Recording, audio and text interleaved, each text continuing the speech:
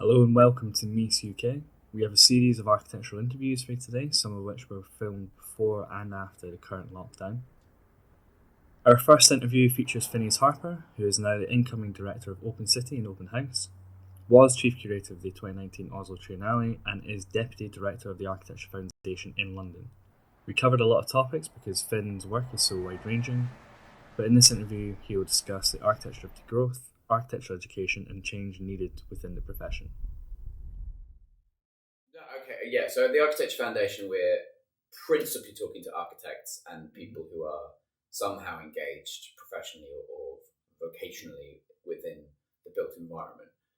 But we do also have a public remit and also a political remit. So we're trying to talk to policymakers, and we're trying to talk to the general public, which it can be a struggle. I think for us, it's principally a marketing struggle. It's just hard to find the right channel as a charity with only sort of 4 part-time staff.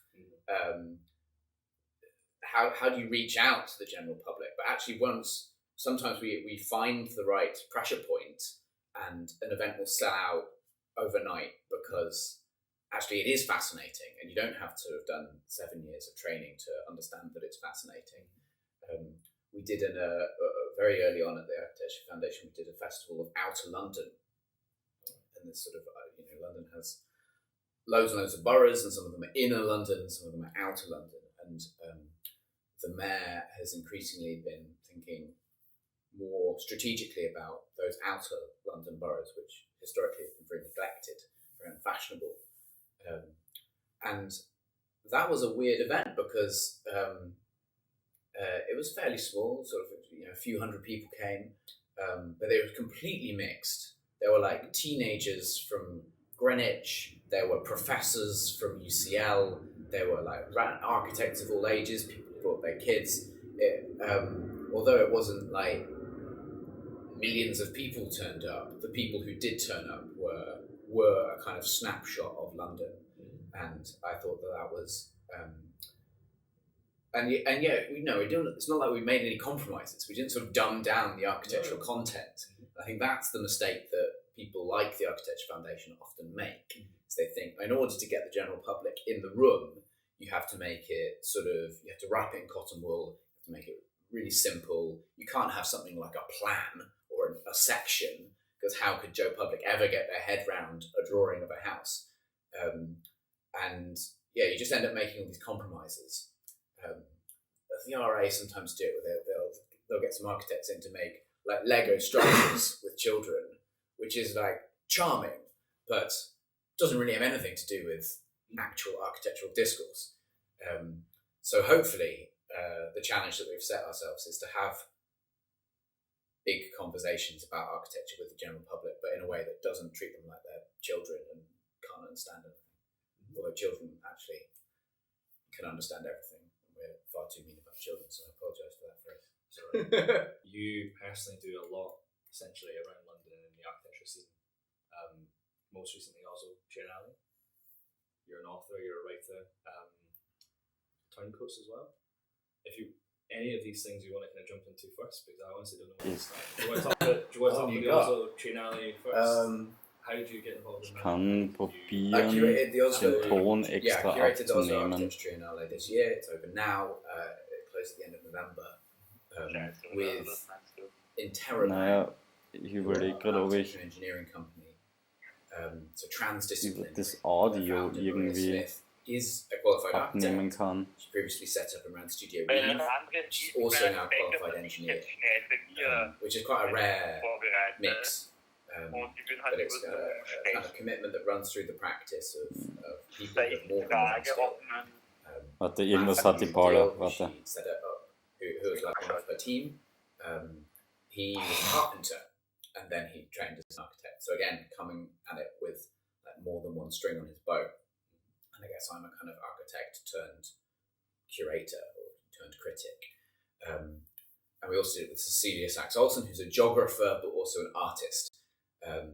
And so the whole Triennale was, we kind of took a punt on it. They did an open call, and we won that open call. And I think the reason we won it is because we came with a proposal to explore the architecture of degrowth. So currently the economy is kind of set up to grow and grow and grow and grow forever. And whether you're on the left or the right, there's this assumption that the economy can just keep growing. And it's sort of becoming fairly clear to, I think, most scientists, if not economists, that that's not going to work forever. There are sort of hard limits that come with living on a finite planet that mean the economy can't grow forever. And so then the question becomes, okay, well, if at some point the economy is going to start shrinking, how do we do that in a way that is good for people's lives, that is good for the planet, that is equitable and fair? And then for architects or urban designers, what is architecture going to be like in that new economy? And how can architecture actually help us to make that very difficult transition from a growing economy to a shrinking economy? So it's a question that lots of people have thought about in politics and philosophy and economics, but not really from an architectural point of view, which is a bit of an omission, because urban practice is just such a huge part of how an economy grows. How you construct a city has a direct impact on the kind of economy that can run within that city. So we really do need to be part of that conversation, and hopefully the Triennale, which is comprised of science fiction and theatre and some exhibitions and some walking tours and a whole mix of stuff, starts to ask that question of what could architecture be like in a very different kind of economic system. We've got like a decade, a bit longer than a decade. To do that, to meet that challenge, it's practice that has to change very fast. So although I'm sure there are things that you could do differently in academia to better prepare students for working in a net zero architecture economy, even if we did that absolutely perfectly from tomorrow, we would still be fucked, because those students would not trickle up through the system fast enough to be making decisions at a director level within 10 years' time. So the focus has to be on practice in that sense. But the other thing that really annoys me is just like architectural education is pretty great. It's so much better than most higher education, which is not to say it can be better. Of course it could be better. But let's remember that if you're doing, most degrees have like almost no contact hours these days. You maybe have like a couple of lectures a week and then a fuckload of reading and the occasional seminar, which is not a rich education. It's a very academic, very book-based.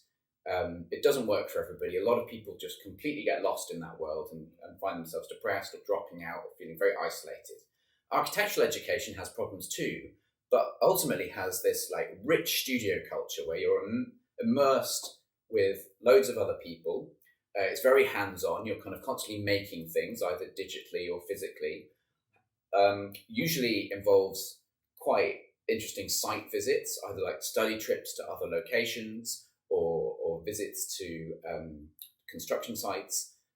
Increasingly involves like one-to-one making, like making a small pavilion or a structure in the forest or something, and has weekly one-to-one tutorials with leading experts, and then has crits. A lot of people slag off crits, but I was in a crit the other day.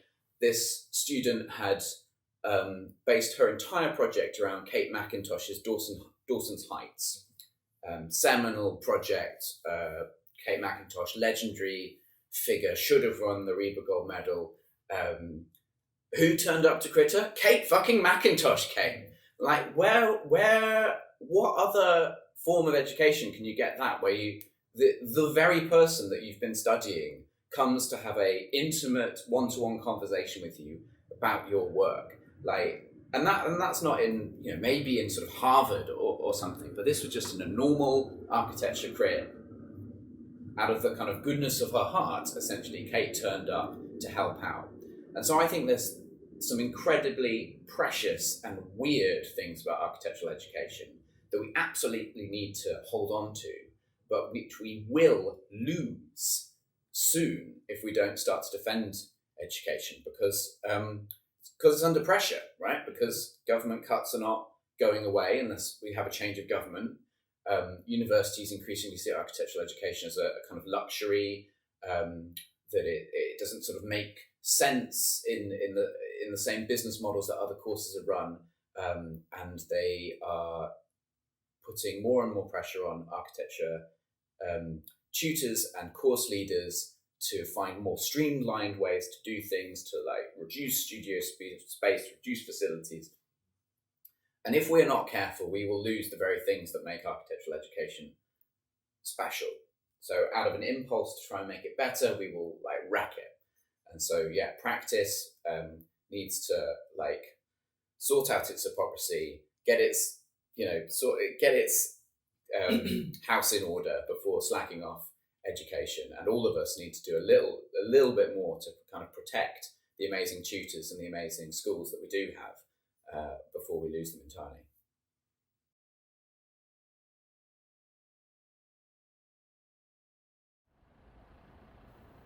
Before lockdown, we visited the Barbican to meet Space Popular, formed by Lara, Lesmes and Fredrik Hellberg. We heard their ideas about an immersive internet, how they set up a new form of practice, and explored the challenges that young professionals face within architecture today.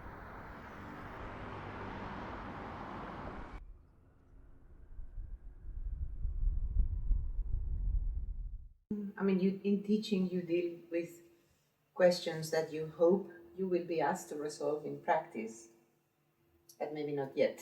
So that when those questions come in practice, you will be quite ready to tackle them. That's what's so interesting about it. You can prepare. And that doesn't mean that every brief should deal with the future. We just might deal with questions that you think might arise or have already arisen, but you're not necessarily dealing with, or you are dealing with, and then you get to see different points of view. So testing out ideas and the sort of discussions that you have in teaching are so crucial. I think practicing without teaching probably would be a very lonely life. I am Lara Lesmes. And I'm Fredrik Hellberg, and together we are Space Popular.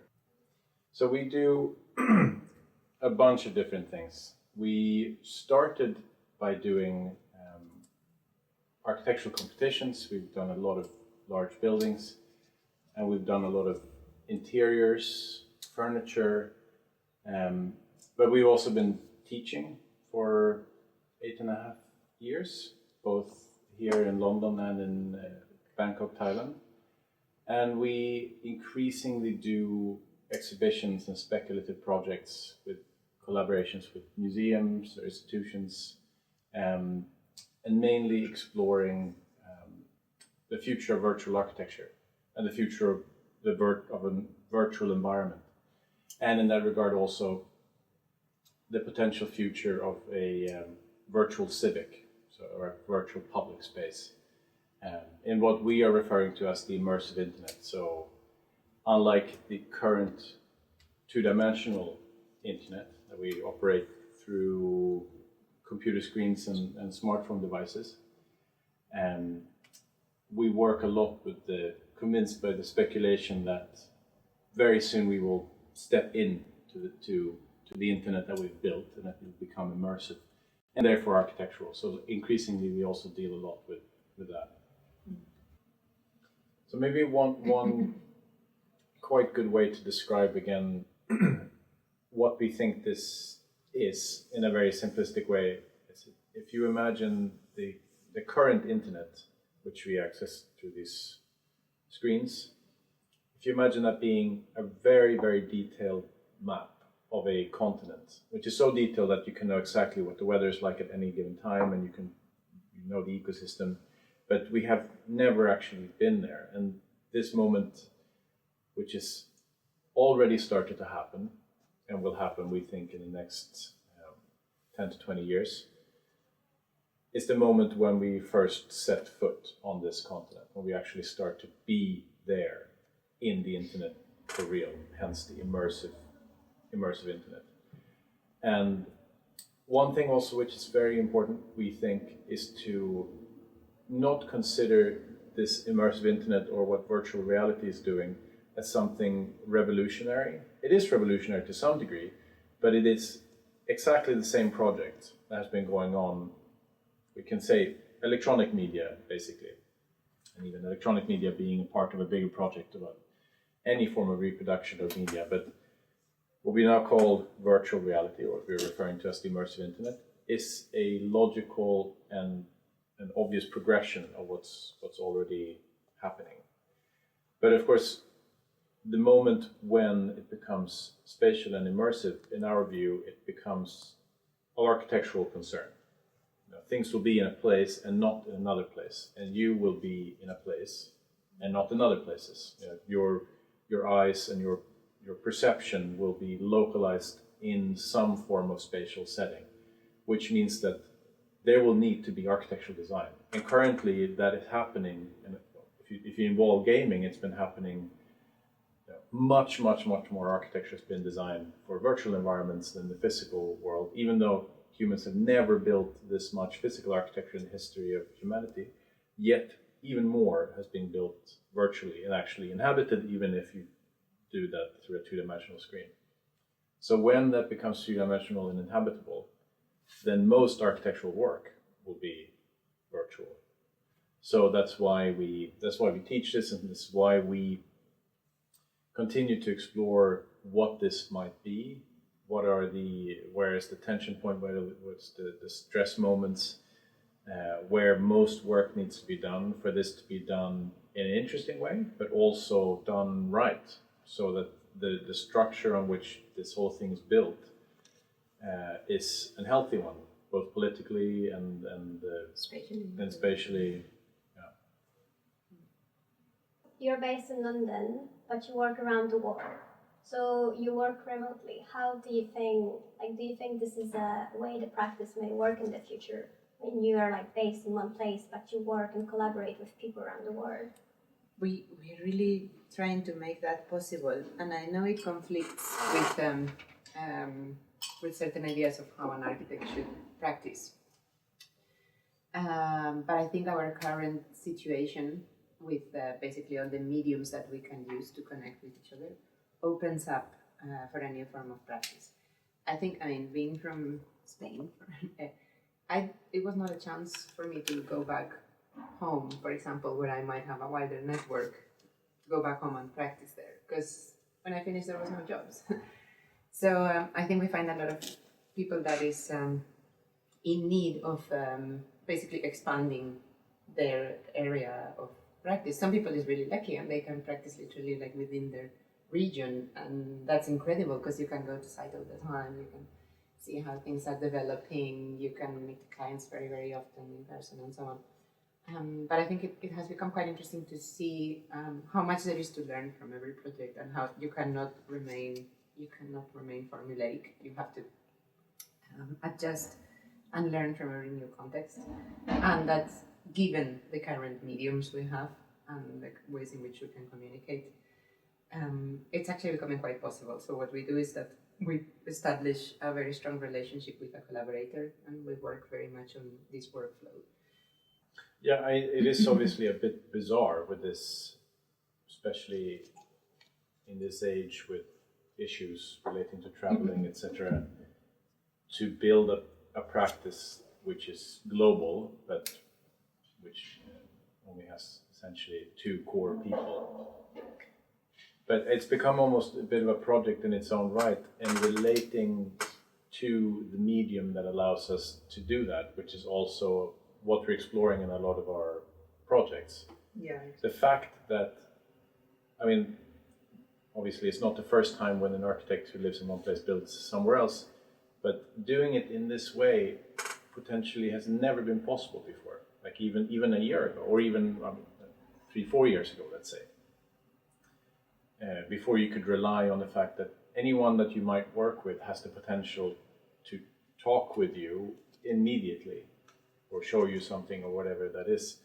And it really excites us beyond the fact that we can have a project in Thailand or in Spain or wherever we want, and be relatively present.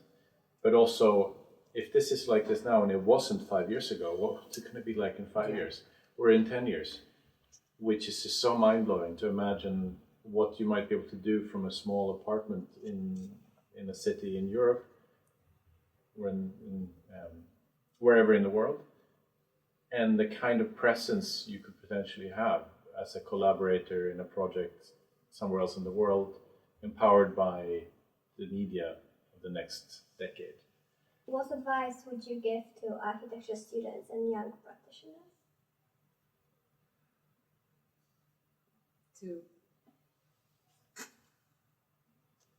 To go, like to understand that very often the situation that you are in, if it's not favorable or if it seems difficult, it might have more to do with the place than with you. So to understand, I guess this is a very particular angle with London, understand that certain places where you might finish your study might not be the best places to begin practicing. And it's not your problem. It's not your fault. It's the place is difficult. The place has a lot of pressure, and it takes a long time to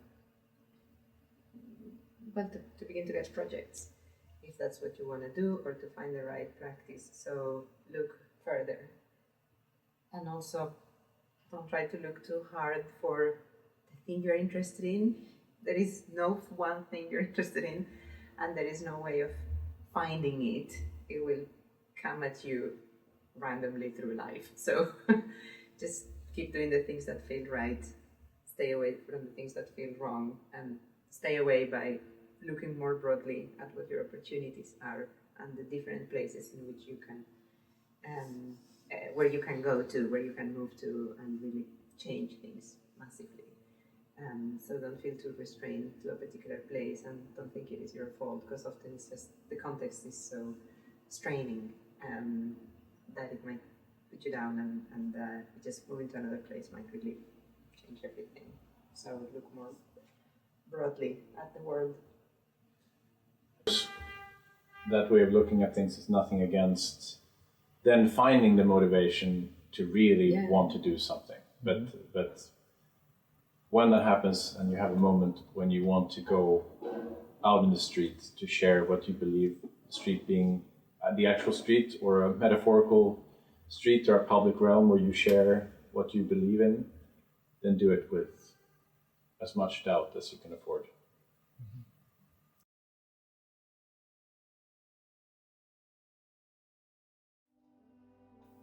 Next we have iheartblob, a trio consisting of Sasha, Ben and Shaun, known for their explorative work into 3D modelling and extended reality. We discuss how they juggled their side project with their university deadlines and the future of how we interact with the city around us through augmented reality.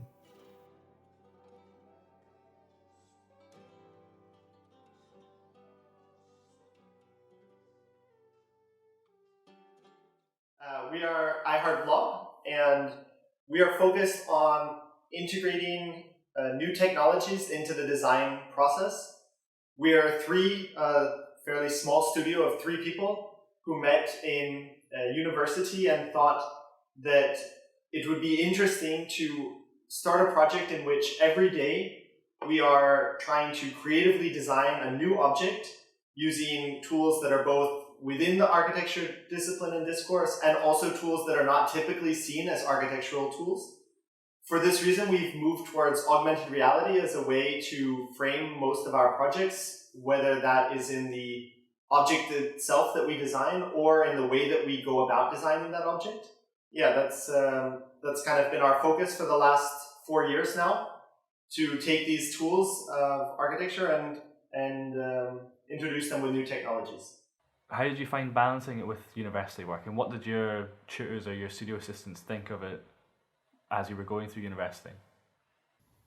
Well, I think as Ben already mentioned, at first our posts or our work was sometimes closely connected with the studio brief. Mm-hmm. So that was kind of a test ground for the ideas. And because it was every day, so we had like just one day, 24 hours for one project to start and finish, to write text. It was a really quick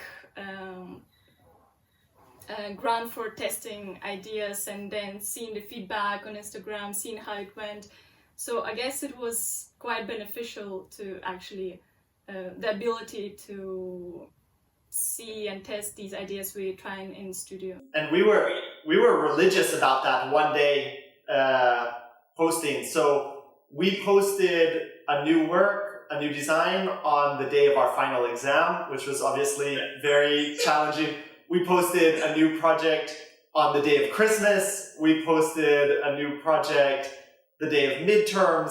So it was something where I think at a point, iheartblob grew to be so important to us that it didn't necessarily take priority over studio, but there was no chance that we were going to miss making that post. And it didn't matter that we were all stressed about other things for the studio or for something else. And it shows sometimes the designs are done much quicker than others. But it really was something that we always prioritized, even when we were studying. And we actually never ever like kind of made blobs in advance. It was always like, oh no, final presentation today, but tonight I need to do this.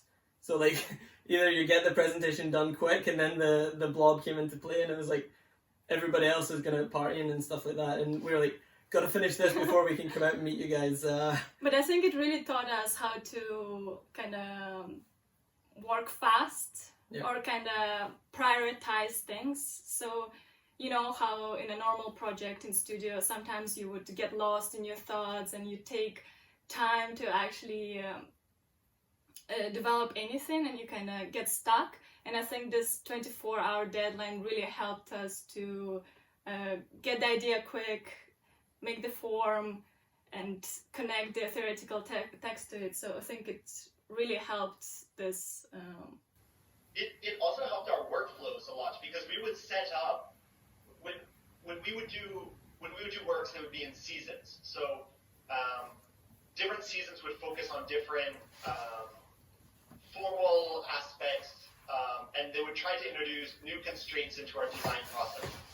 But for example, when we did a season that focused on augmented reality, doing a single project in AR can take a very long time. But what we would do is over the course of the season, we would build all of these scripts, all of these platforms, all of these tools, like internal tools that would help us. And then it made our production process much quicker so that we could go from the idea that we wanted to convey into a finished object pretty quick. How important do you think digital modelling and extended reality is to the future of architecture? I think we all think it's basically vital to the future of architecture to remain relevant in any form whatsoever. I think it'd be hard to, or we would say it's pretty hard to argue the opposite. It's already taken over quite a huge part of our lives. Like most people know AR for face filters on social media like Snapchat and Instagram and then Facebook. But within the industry, there's already like a big move towards how architects and the engineering and construction sector can actually use augmented reality, whether it's to help construction or to help the design process. Like there's a big push, I would say. And I think we recently read that the market's expected to be worth, I think, $160 billion by 2025. So it's a huge industry that's definitely becoming increasingly popular. I was just gonna say that right now we can see ourselves the way we orientate in the city. So we can't live without our phone. Like all information is right there. Google Maps, reviews about the cafes where to go, recommendations. So we can't actually orientate only on physical presence of the city anymore. So I think we predict soon augmented reality will act as a bridge between the digital information on your phone and the physical architecture of the city. So somehow it will merge and eventually we will see it as one piece without having to look on our phone. So it will be, yeah.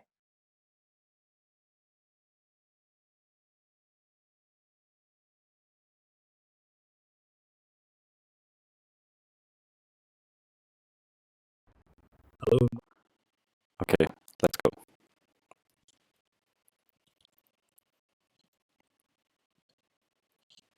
Okay.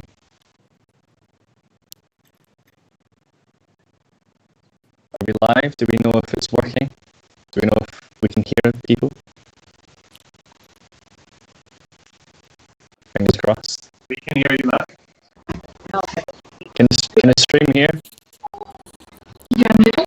Yeah, I think we're unmuted as well. Can you hear us? Yep, can hear you. Okay. Dominic, do you know if the stream can hear us? You. Yeah?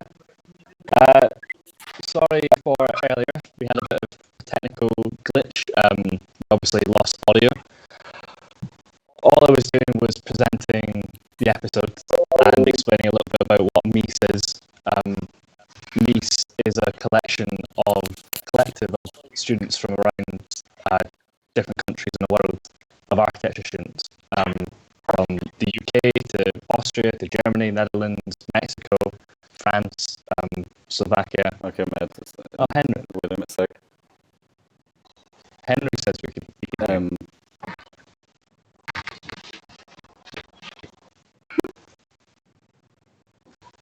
Yeah. Sorry, where was I?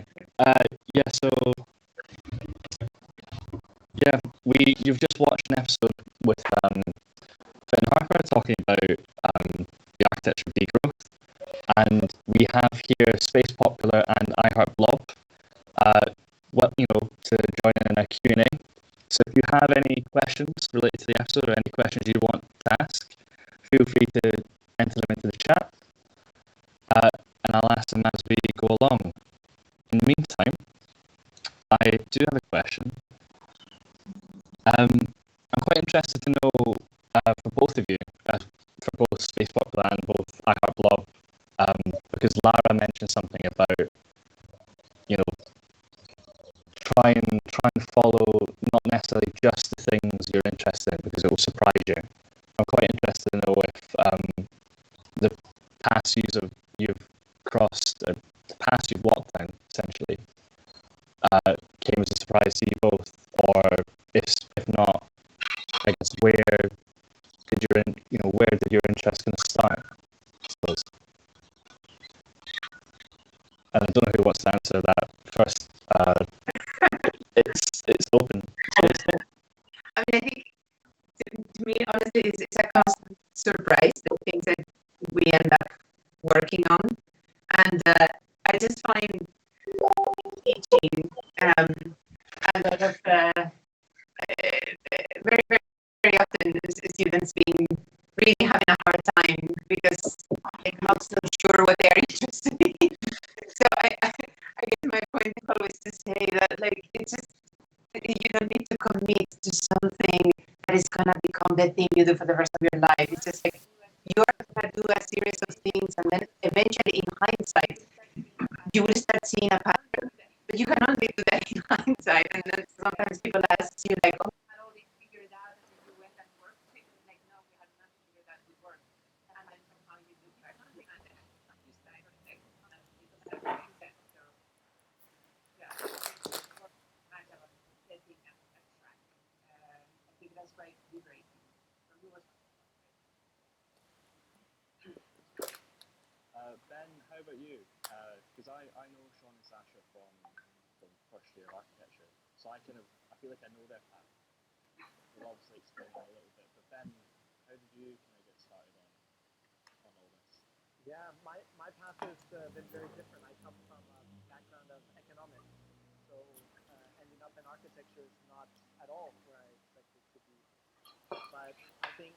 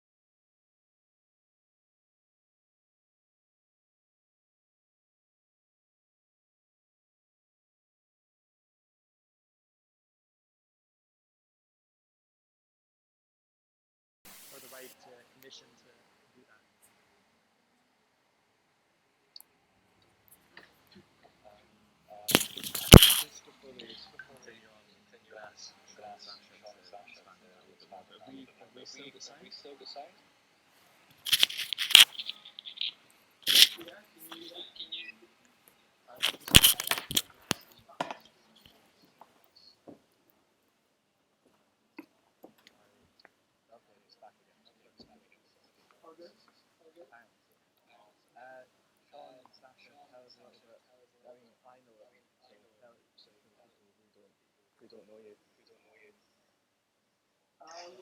Well, I guess.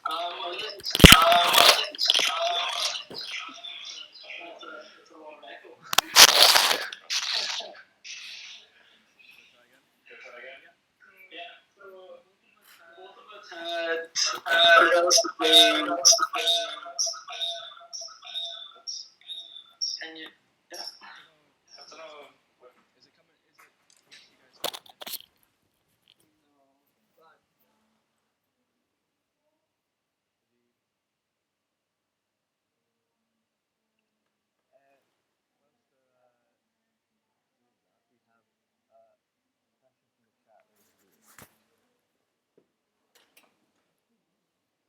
So Augustus Ray asks, how can so much digital information be conveyed through AR/projected onto physical surfaces without a reliance on personal devices? And how will it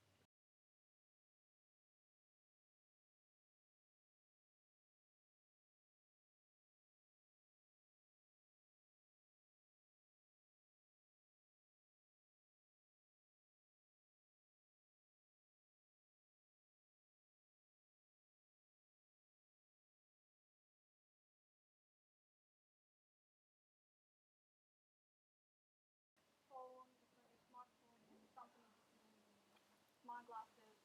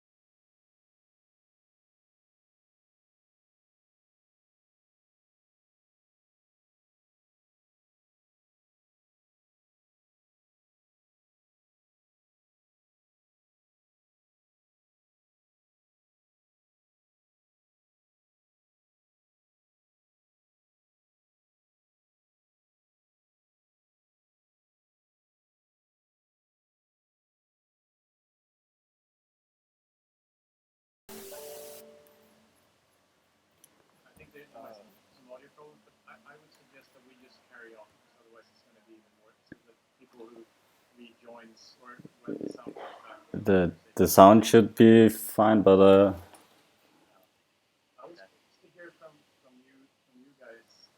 When did you first? Because now obviously, like I think sound should be Finn was fine, here, but, we would have an opportunity to have another.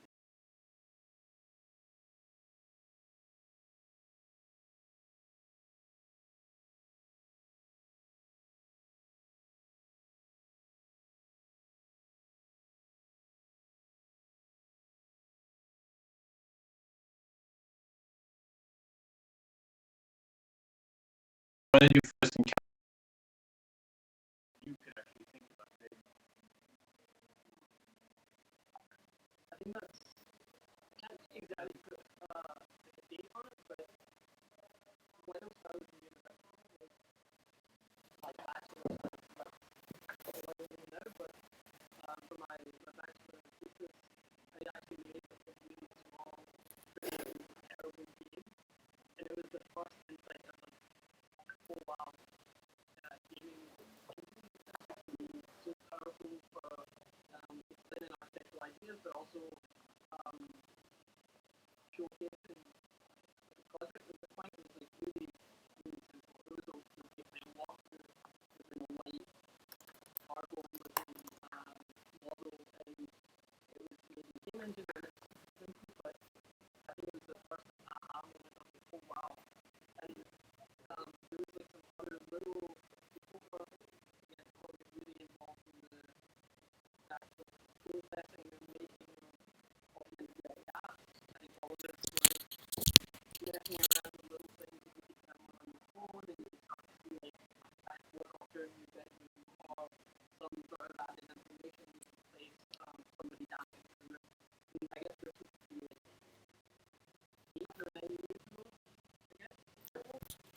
So,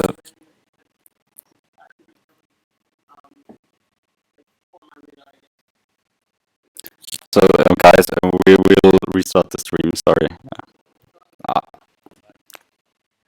It's okay. You can. It's all Mies. Yeah, it's all Mies. Yeah. Shaun and Sasha, I feel is. First of all, Shaun, what project was that? I can't remember that one. It was my thesis. So, say for my final project, I made like a small flappy game, and there was like a WebGL version in Dundee? In Dundee, and I made this like super crappy AR as well for It was using an app called Augment. I don't even know if they exist anymore, but they were like an app that you could basically use yourself without the coding and everything. It was great. So I think someone's stream's playing in the background. Just needs to mute it. I don't know if that's Arian. Yeah. All right, cool. I don't remember that for some reason. That's good. I feel bad because I kind of interrupted. I kind of moved on to the next question before I got to Shaun and Sasha. But Shaun and Sasha, how did you kind of can you draw a link between where you are now and when you started? Well, our bachelor education was in Dundee University, and we studied there for 3 years, and it's been quite a very good architectural base, more from a classical side of architecture. So we really got a really strong base on how to design buildings, how to analyze urban environment, and basically how to design a good house, a good architecture. The way a good architect should. Yeah. That type of education, but it was good. But we both felt like we could go for something more experimental. I guess the education is it still going? Yeah. The academia is all about, I guess, discovering what are you interested in. So we felt like we wanted to try something more experimental. So that's why we went to Berlin. And I guess that's where we actually discovered our interests more in mixed reality, making apps, actually thinking about the concepts, and actually not trying to fulfill all the criteria and make it the real architecture, but rather work for the idea. And I guess that's when we met Ben, and we thought we want to experiment even more, and what can we do together as three. And I think that's how iheartblob thrived. It's quite funny. The Skype chat comes up on the stream as well. Yeah, I didn't realize that. It's quite nice though. Just seeing like this space popular icon, and then it's like I muted him. It's like putting somebody in the corner, like it's been bad. Like the element in the room, in a way, is this kind of like, especially now we are meeting here for the first time, obviously having followed each other's work for a while, with dealing with what we think is like the future next 20 years of at least parts of architecture. And then now when we can't meet physically, we have to do all of this stuff. I mean, it's somehow kind of ironic, at least the way we kind of see it, is that this whole situation that we're in now just happens to kind of happen in a moment in time when this is not quite ready yet. But I think it'd be interesting to hear what you guys think of, like, do you think that the public perception of VR maybe what more people speak about now, and AR will change because it can't quite deliver in this moment when people actually like need it almost? Do you think it will change the public perception of this stuff? Yeah, I would think it's going to change it quite a lot, actually. Just for simple things like you said, like how we're actually meeting, but we're meeting through very two-dimensional flat surfaces. We're not occupying a space in any way whatsoever together, but rather you're on my TV and I'm on yours. And I think there's something like really strange about that. And I think you're definitely right about saying that I guess it's not quite ready for us to actually have these types of meetings and virtually the way that we would, I guess, physically. But the actual way that we're interacting today through the likes of Skype and Zoom and whatever else is actually very foreign, I guess, to the way we actually interact in real life. Like for us, we're speaking into a camera, and you guys are also speaking into a camera, and there's no real eye contact or things like this that are actually happening. And I guess even if you look at some technology today, like Apple released a feature essentially that is going to make your eyes focus on the camera to make it look like you're having eye contact, but you're not. So I think there's some really strange things happening, but it's also quite interesting to see both where something is completely flat, it's completely two-dimensional in every way, and how that can become spatial. I think quite recently we were speaking quite a lot about how these platforms don't actually work in any way for architects, and we probably would agree that they don't actually work very well for people in general. The way that we actually want to interact, there's not enough, I guess, movement and spatial qualities. I think Yeah. that it reduces to one key thing to me, that is spatial audio. Yeah. If you can have the sound distributed in three-dimensional space, that means that you can have side conversations. And I've been thinking about this so much since the whole lockdown situation. The fact that I think that is the key. I thought, like, having a body and also like looking at something not through a frame. I used to think that was the first priority.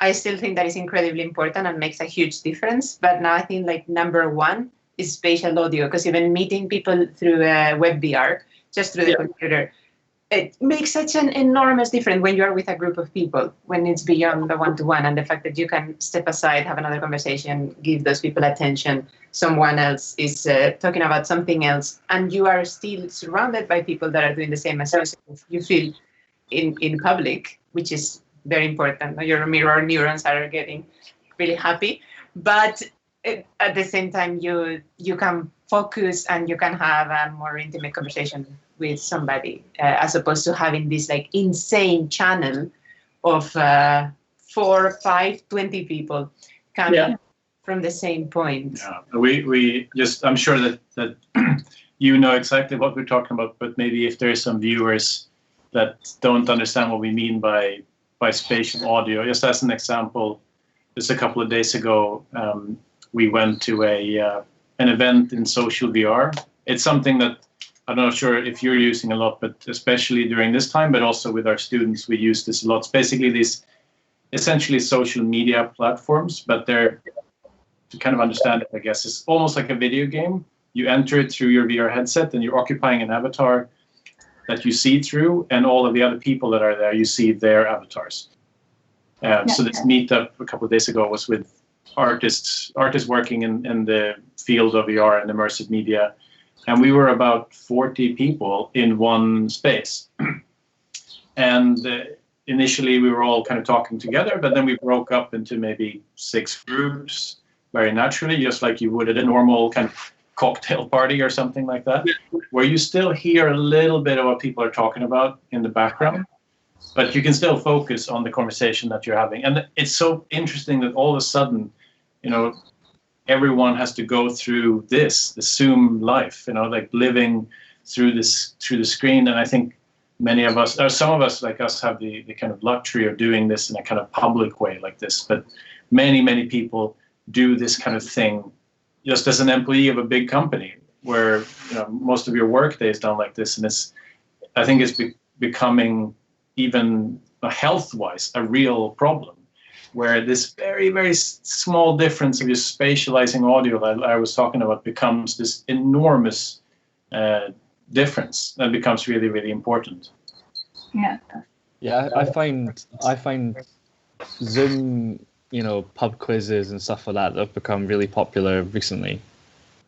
They're not a replacement of being in a pub setting or being in a social setting where you can split off into kind of smaller conversations.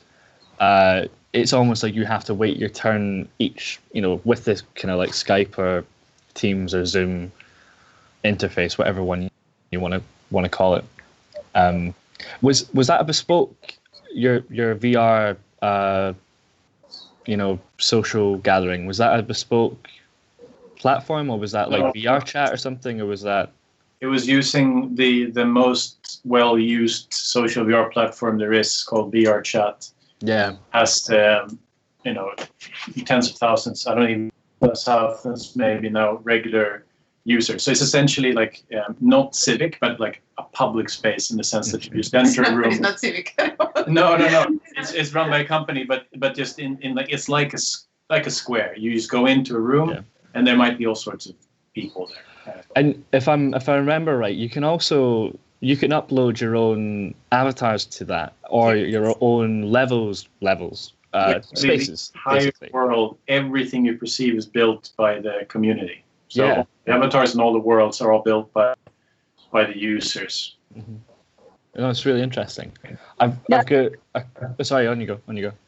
I want to say that super interesting concept, and we actually also were a little bit looking into it, like how can we enhance these social experiences, what we can't experience right now in a lockdown. Like we're really missing the human contact, and we also miss the change of spaces because we actually locked down in one room for 2 months. Yeah. So we kind of did a quick prototype interface of and imagine how maybe people can use their can have their everyday life normally, but as an interface, and maybe bring in their physical body into the digital world. So a simple thing like if it's an avatar, personalized avatar, or in our case, it was using leap motion and actually being able to see your hands moving in your fingers. In virtual reality, and it actually brings you inside. It immerses you inside the virtual space, and you can almost not tell apart what's real and what's not. And who are we to say that this is not the future of space? Completely digital. Maybe we're stuck in a lockdown for the rest of our lives. So how architects are gonna act now? We basically need to design these virtual spaces that they are also there also need to be architecture to occupy those spaces for sure. I think if you can look at really poorly designed video games and then also really beautifully designed ones, and I think you see the opposition in them, and one is very architectural and really thought through as a process. It might not have the same architectural spatial sequence through a building. It might have different means and as to why you go a certain place, but these are very spatial things where you can look at more poorly designed video games and you're thinking, this is a box, this isn't super interesting. I can experience this in my bathroom. It's not actually taking you beyond your own perception of the world, I guess. What do you think? Sorry, go ahead. Matt, you were trying to say something before, right? No, it's okay. I was just we have a second part to one of the questions in chat from Augustus Ray, and I think it's quite what's the word? Relevant in the times of today. Coronavirus and such. Whilst the technology we're using isn't really ready just yet, but we're doing our best to use it to keep socially active and keep in touch with our friends and our family. So Augustus asks, the people who are left behind, either through a lack of means or a willing choice to not be enveloped into a digital world, I guess what happens to them? And I guess similar to times right now, I guess what happens to the people who don't have broadband or don't have webcams or don't have, our older family relatives who they don't know how to work Zoom or Skype or something. I guess one thing that we've always argued for is not a separation. So I guess most of the time we are not so much against virtual reality, but put it to the side and say that it's an add-on to what exists physically. So we always look at a mixed reality or an augmented reality, thinking about the physical space that people actually occupy. But I guess today we're less looking at physical spaces because we can't actually get to them. So I think in the virtual reality, it doesn't seem to, I'm not exactly sure how you fulfill that issue of people being left behind, but I would argue that through a mixed reality or an extended reality, we're looking at spaces that exist, but there's additional content, there's additional spatial information, there's additional spatial movements and reconfigurations of cities that start to somehow impact either the way that we move through space or the way that we actually inhabit space with others. And I think for us, that would be the core aspect of the way that we are looking at architecture and any digital media, but rather it's a mixed reality, not something separate. We don't want to remove the physical space and ostracize people that don't have both the technology or I guess the know-how in quite a lot of cases, especially with your grands and grandas that are maybe not so tech literate. I guess we try our best to not ostracize these people, because I think that would remove the physical space, which is intrinsic to us, I guess, as human beings, or for us anyway.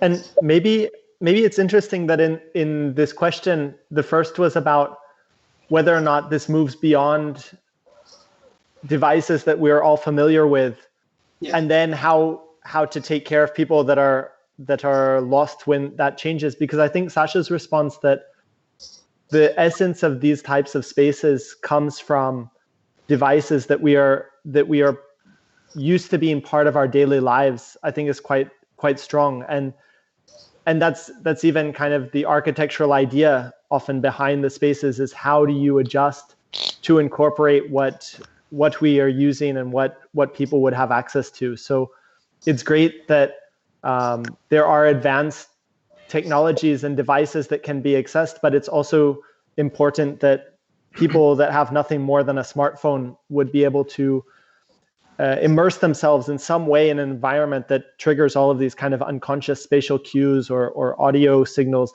that we discussed, because otherwise it's not really fulfilling the purpose of being an alternate version of reality that it's aspiring to be. Yeah, and I think one interesting kind of reference here, just in the late 90s, there's a Swedish pop star who arranged a concert in benefit for homeless people in Stockholm, and as a gift to the homeless people that showed up, they all got her CD. I think that that kind of ridiculously disconnected understanding of a situation is something that the tech world and people that create content for the tech world is constantly guilty of thinking that they somehow we're going to liberate free speech and the connection between human beings, and then completely ignoring, or not even ill-mannered, but just not being aware of the context, the bigger context. And I think that it's important here to not focus on individual creators like us, but the bigger context of legislation. This is what we're teaching now with the civic program at the What answers can we have as individual creators? I mean, almost like you guys are very generously trying to answer this question, but it's also like, how are we gonna have the say on this, other than picking platforms and choosing hardware that makes it more and more accessible, that we think or we know that is probably accessible by most people. But it's interesting to look at the history of new technology and how legislation has come in. Usually legislation has been late, usually. And if you look back in the history of media at a larger scale, then obviously the book was like the biggest kind of complexity, where then, at least in Europe, the Catholic Church was just fucking up for centuries, and the censorship and all sorts of book burnings and horrible things. And then it eventually kind of got sorted. And then in the 20th century, obviously, with an evolution or revolution of electronic media, the state has kind of been just a few years behind, with like the kind of telephone network in the United States being owned 95% by AT&T at some point, and then it being nationalized. And it's been kind of going on like that. But in this moment, in the beginning of the 21st century, the state is not behind representationally in time, but in epochs. Like the recent congressional hearings in the US, they are relevant 20 years ago. And we have this unbelievably irresponsible tech giant mogul, Mr. Zuckerberg, sitting completely being aware that what they should be talking about is what he's working on right now.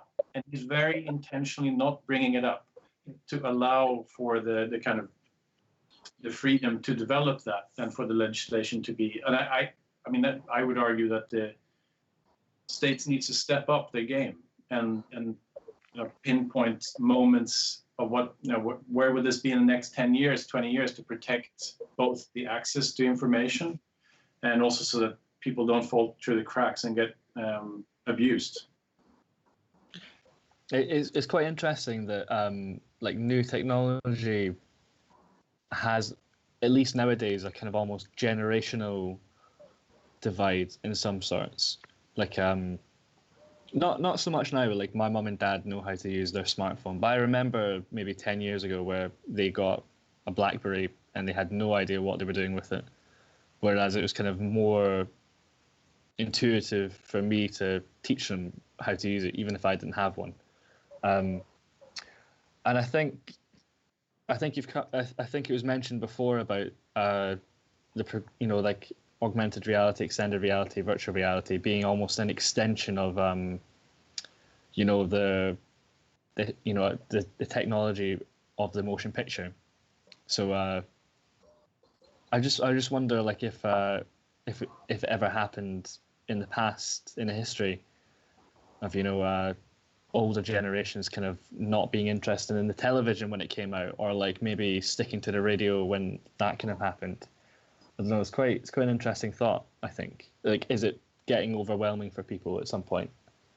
Yeah, well, I think just a quick answer to that is that many of these past technologies like radio and TV, they were brought into the home by adults. I mean, like in those cases, even But also they didn't require any interaction and learning. I think if one were to look for historical patterns, then you would need to look at the case of the book and those who could read, those who couldn't read. And that was not a generational divide, that was a class divide, right? Mm-hmm. And I think that's when people ask these questions, like, I cannot say how is it going to be or count how many people is going to be left behind, because that will depend, again, on the prices of the hardware that will come, on the development of the 5G networks, etc. is completely beyond us. Now we're talking about architectural implications of these worlds. We're far from dealing with or like solving it politically. But the only way to answer that question is probably to look for historical patterns. And I think the book would be the one you could look at in the sense of the other really demanding interface that we have been introduced to.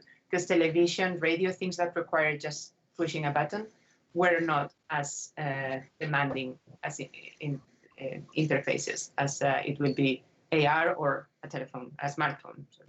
Yeah.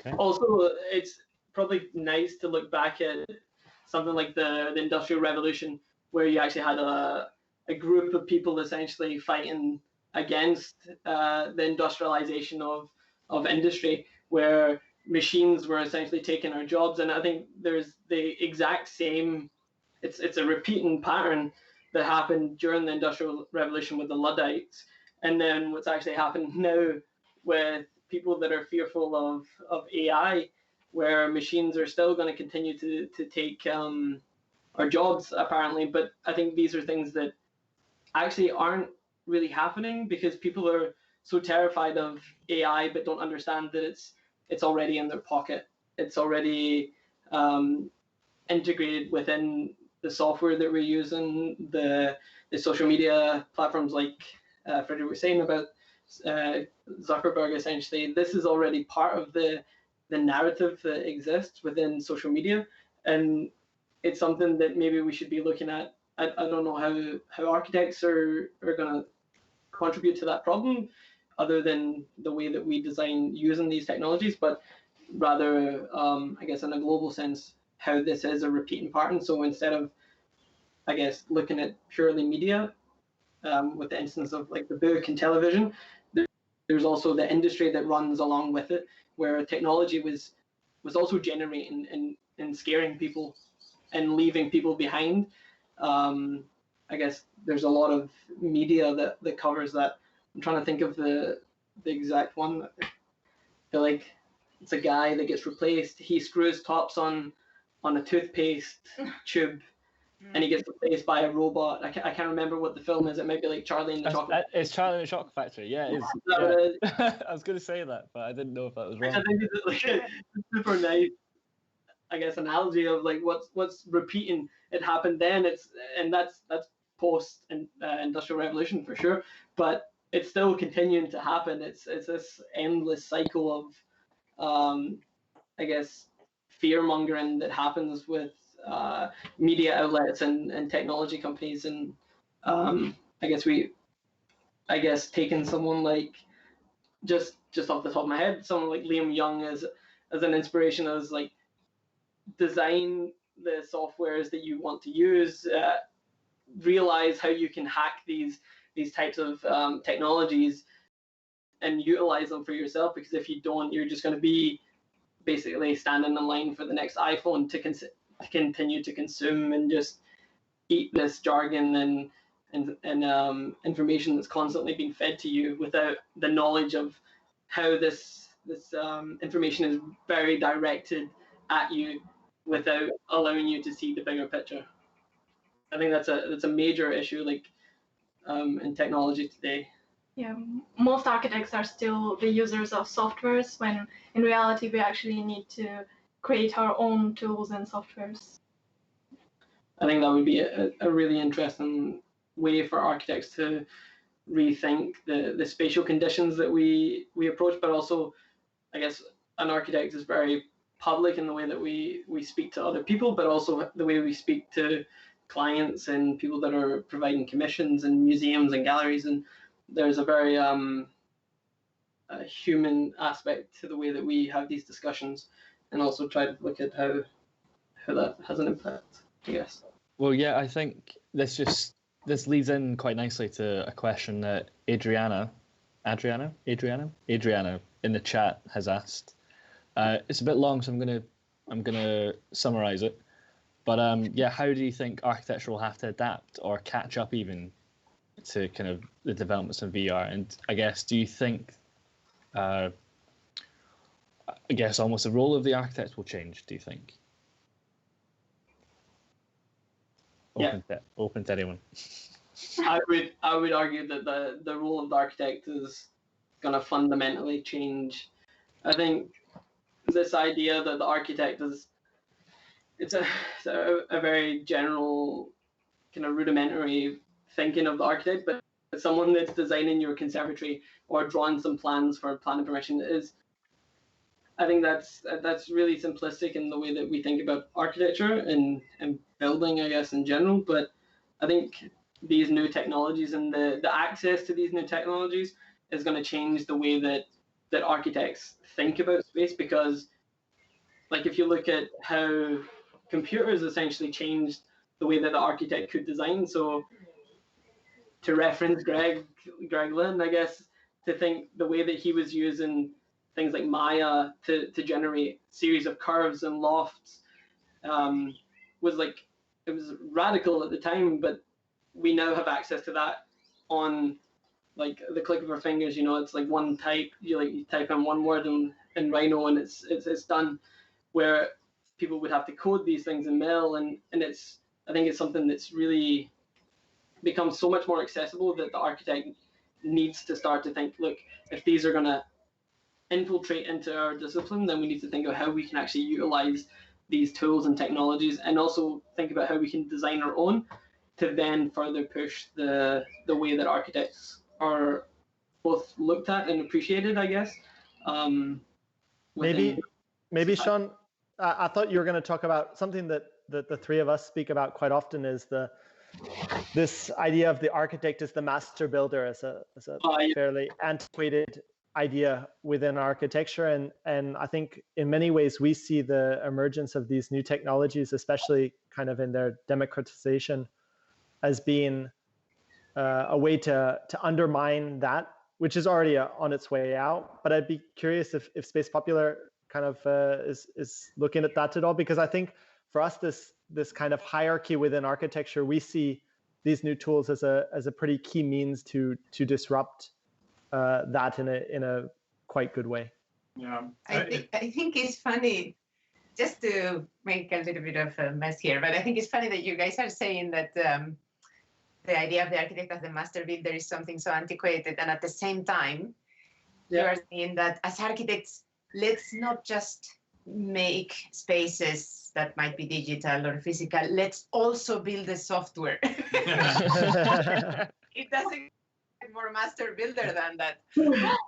I was thinking, is it quite, I mean, yeah, I understand the point, but at the same time, I was also thinking as you were talking, I think it's quite interesting what they're saying, but I was thinking, like, really, are tools really that relevant? I mean, probably we have all gone through our education through the frustrations of maybe having certain limitations with tools, but really in the past few years, there's this explosion. People are still not completely exploiting those, and probably these new tools are only accessible if you have headsets and so on, but there is so many new ways of basically modeling objects, to put it very in a very straightforward way. That I almost think that does it matter? I mean, I start seeing that there will be such a wide variety of tools that maybe we shouldn't worry about that. And maybe I am misunderstanding that whether you're talking about actual tools to basically make stuff, or platforms to run it in. I think that's where the huge difference lies. Is where we go to, not socially. But having said that, I guess similar to you, we, like, all of the work that we do, we produce it ourselves. We don't bring in anyone else. But we don't create any of our software, and we don't code at all. No. But like the actual virtual worlds and all of the films and all of it, we build it up ourselves from scratch. We don't build the software.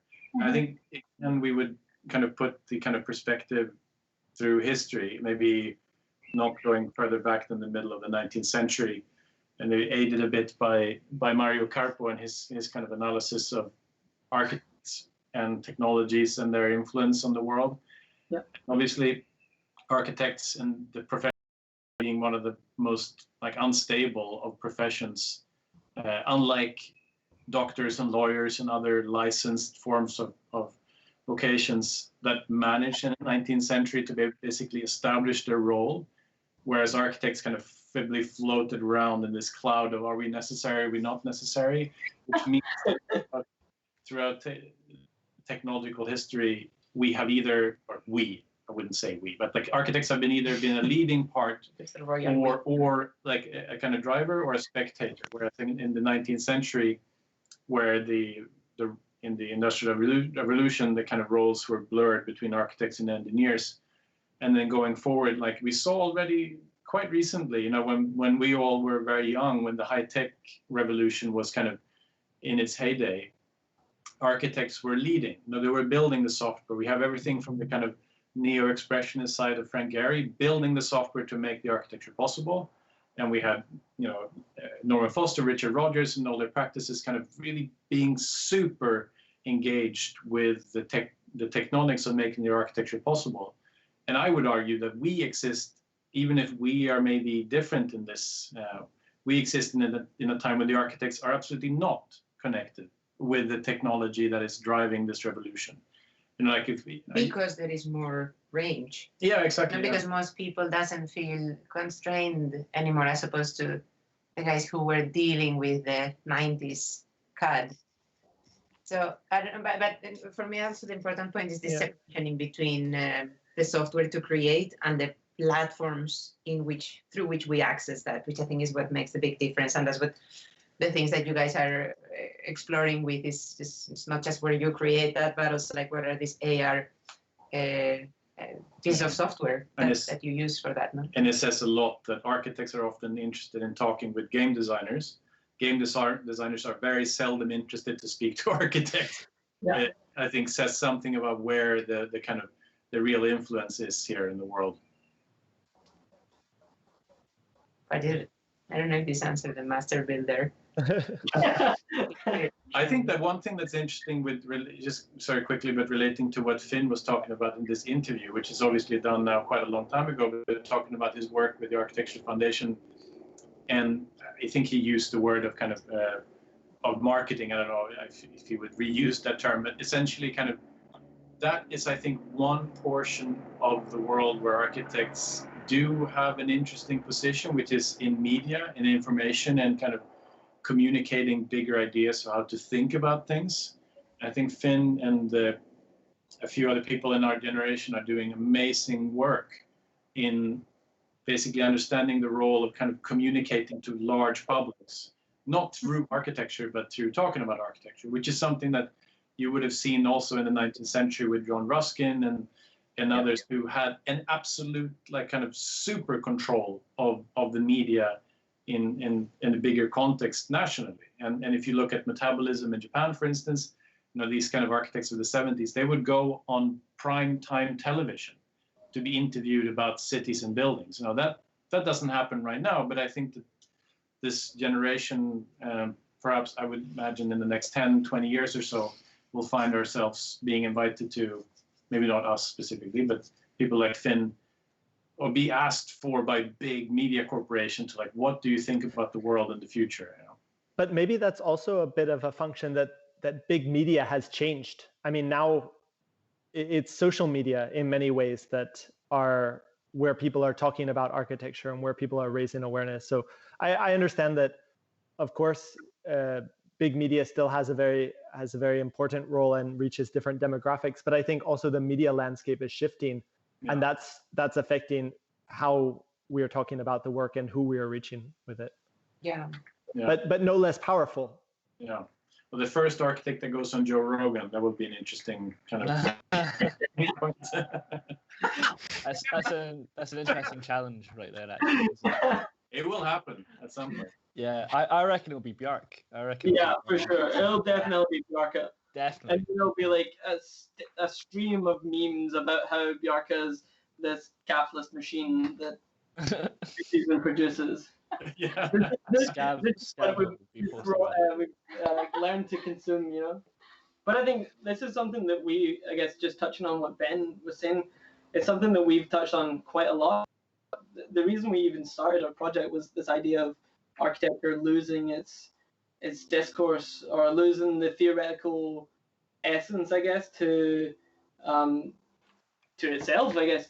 And the way that we thought we could actually interact with people was through social media. Like, we didn't think the way to interact was through web blogs or publications or in AD, because they're consumed, of course, by architects and by us, but they're not exactly consumed by people that don't understand architecture or don't want to engage with architectural questions. But I think for us, there's lots of people on Instagram and Twitter that are, and Facebook, whatever platform you want to talk about, but there's a lot of meme content that becomes almost more important than the theoretical text that people publish on in these articles in architectural journals that get read by other architects, and then they're regurgitated to other architects and back and forth, which is I think is super interesting, the way that the landscape has changed,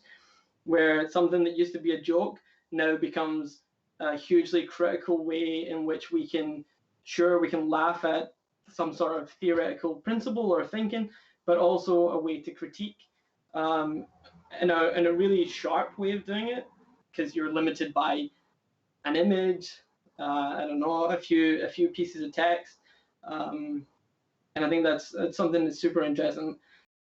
Are actually being quite involved with. There's quite a lot of people that are already, I guess, occupying that landscape.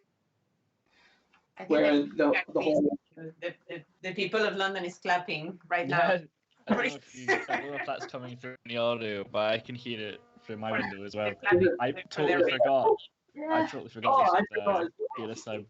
I don't think that was about. Well, we've had you guys on for quite a long time now, but thank you very much for coming. I'll maybe ask one more question from the chat, which asks, let me see. I guess Augustus asks, will the expanse of digital space be used as a reason to seize physical space from those who can't afford the premium? And I think it's maybe a bit of an academic question, but I think there's something quite interesting I remember reading maybe about a year ago about Amazon.com acquiring the domain name .amazon. And I guess a couple of people were kind of maybe in kind of a protest of it because they seen that dispute as being some form of kind of digital colonization, because it should belong to Brazil or something like that because of the Amazon rainforest or something like that.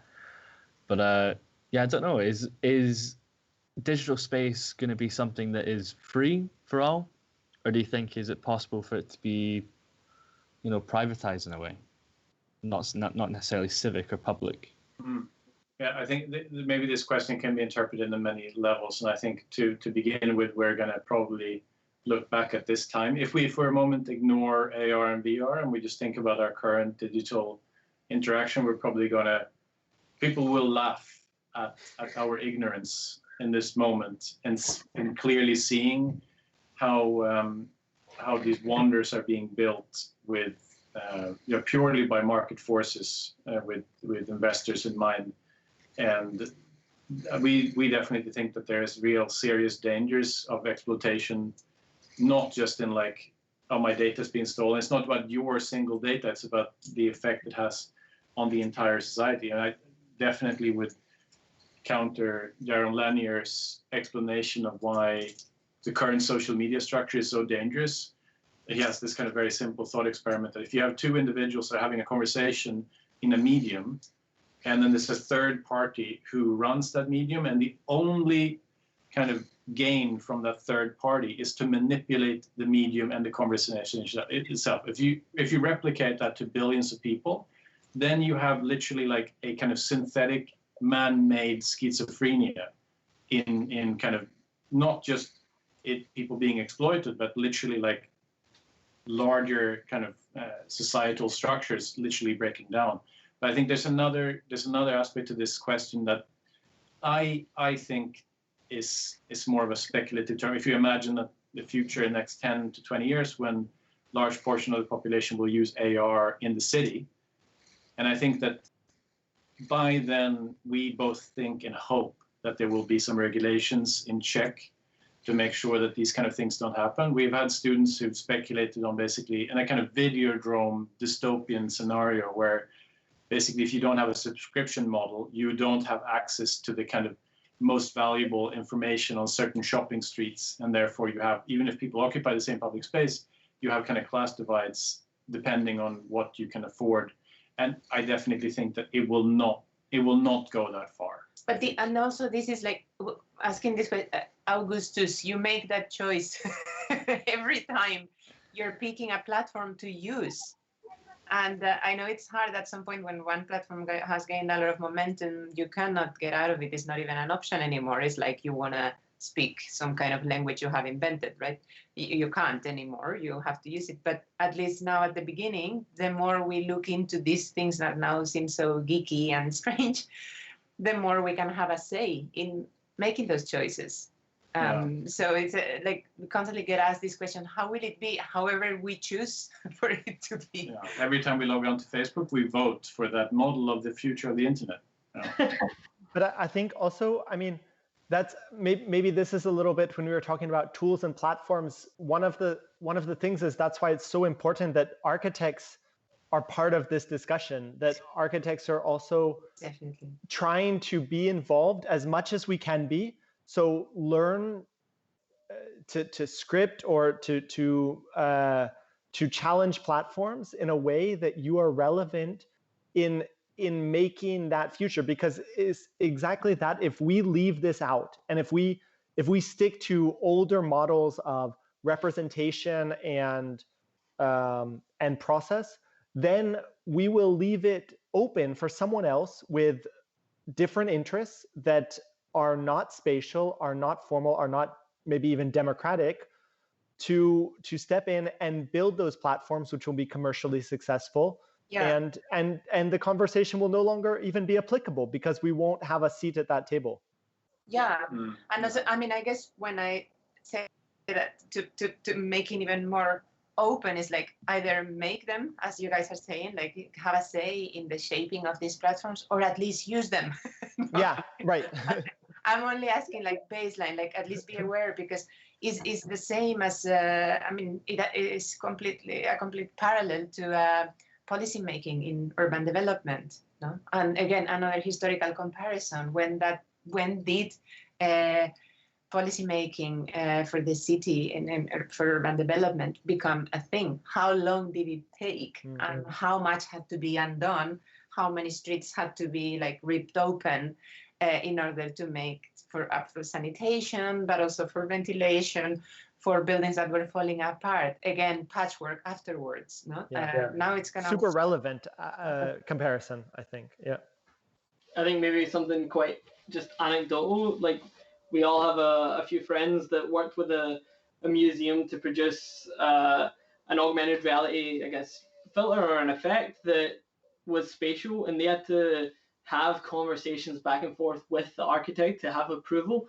But that's interesting. But the more interesting thing that I think is that we can go and occupy that space digitally right now without anyone's approval. And I think there's something, like you said, about these regulations and restrictions that need to be coming into play. I think there's something super strange that you can exploit, I guess, as an architect today to produce digital spaces or digital architecture that is within a physical space. So it's located within the world, within a specific space. And it's something really strange, I guess, that when we are working with these types of clients, there is this push and pull of how can we alter this architecture that physically exists. But then on the other side, you can have people like guerrilla artists, essentially, or guerrilla architects going in and completely reshaping our physical or our digital space right now without any regulation, completely changing it, putting whatever offensive material you want to put there.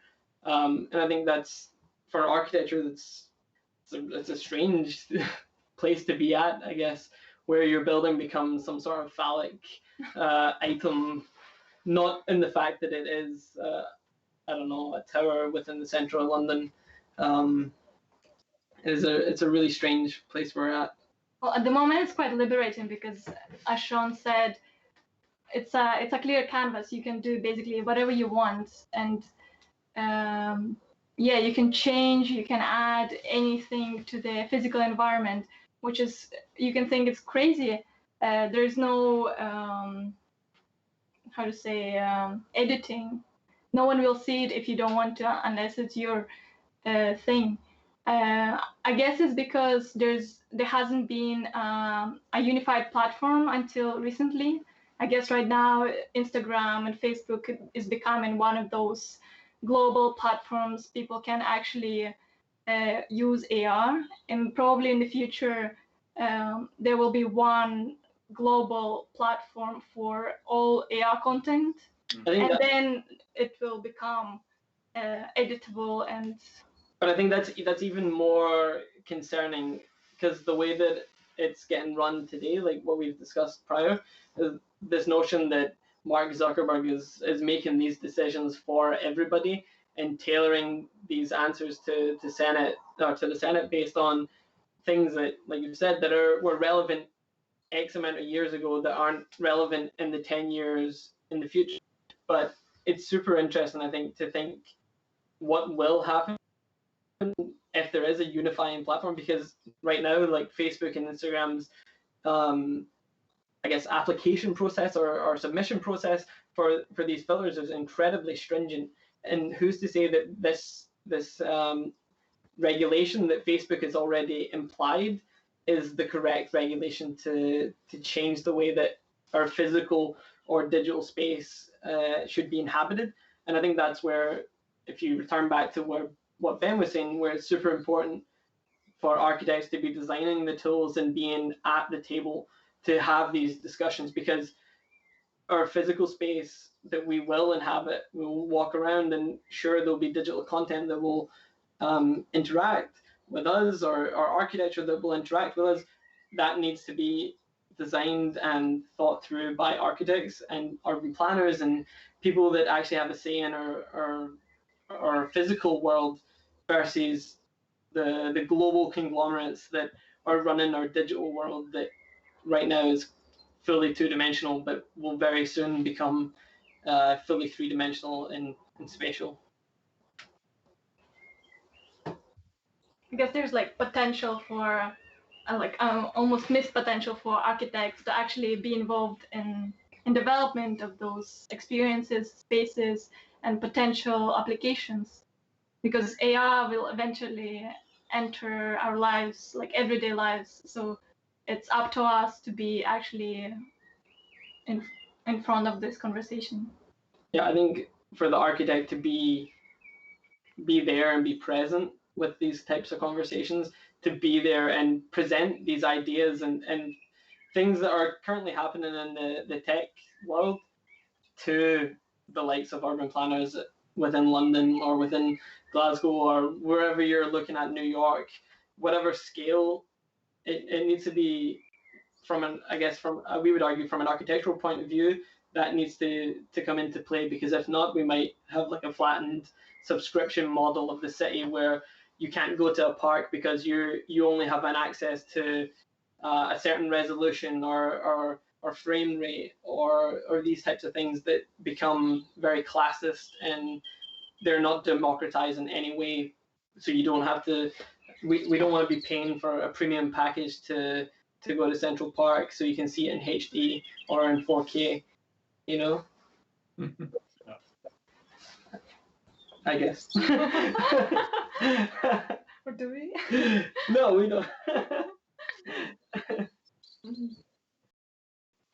Is Matt there? You're muted, I think. Uh-oh. Sorry, forgot I was muted. I was saying great. That's fantastic. I think we can leave it there. I think thank you so much for joining us and being part of our interviews as well. I hope everyone watching enjoyed tonight. You know, technical glitches included, but yeah, thank you very much. Thank you. Thank you. Yes. Take care. Hopefully, physically at some point. Yeah, of course. Hopefully Dominic's listening so he can like